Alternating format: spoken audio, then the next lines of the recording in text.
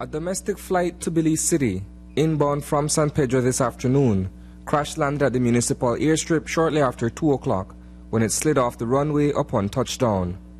On board the single-engine aircraft were 5 passengers, including Carlos Nahera, who had been shot during an early afternoon robbery on the island.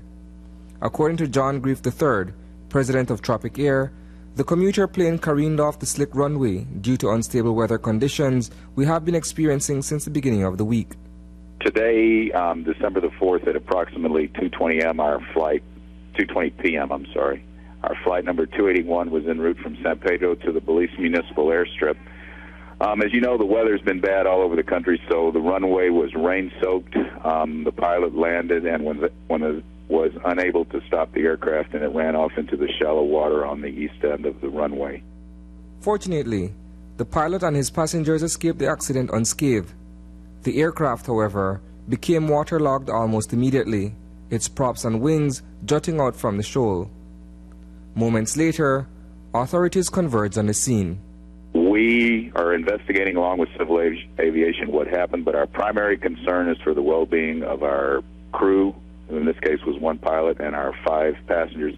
And one of the passengers was a medevac from San Pedro. We had actually delayed that flight and moved it around a little bit to try to get a gunshot victim off the island.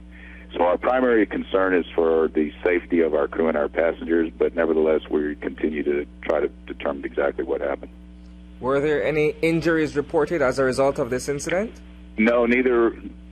We've had everyone taken to the hospital, and ironically, 3 of the people were going to the hospital anyway. So there were no injuries reported or otherwise. There literally were no injuries. While it may be too early to determine the full extent of damages, Grief says the aircraft has been declared inoperable. Visually, it's not very damaged, but any time an aircraft gets immersed in salt water, it's useless, so it won't be able to be reused. Can you speak to us about some of the safety precautions that can be taken by pilots in cases like these where the weather is one of the forces acting against a successful landing? Good question.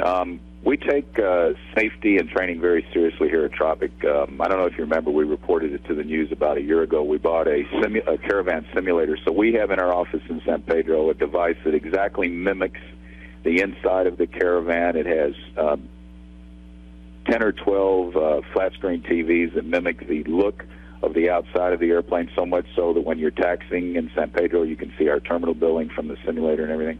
And all of our pilots spend several hours a month going through recurrent training, weather training, instrument flight training, and all of that. So we take the safety aspect of it very, very seriously. The primary issue, according to the experienced aviator, is the location and size of the airstrip itself. Despite ongoing work to expand the facility, landing in Belize City is somewhat dangerous. The problem with the Municipal Airstrip is I've been in aviation in Belize for over 40 years. I started flying here when I was 15. And the Municipal Airstrip is simply too short, it's too narrow, and it's surrounded by water on 3 sides. The government is expanding it and lengthening it, but it's just taking forever to get that done. So, in my opinion, the primary enhancement to aviation safety in Belize would be to finally finish with the Municipal Airstrip. In terms of an estimated dollar amount, can you give us the value of the aircraft that has been... Sure, it's $4 million. An investigation led by the Civil Aviation Department as well as Tropic Air remains ongoing. Reporting for News 5, I am Isani Cayetano.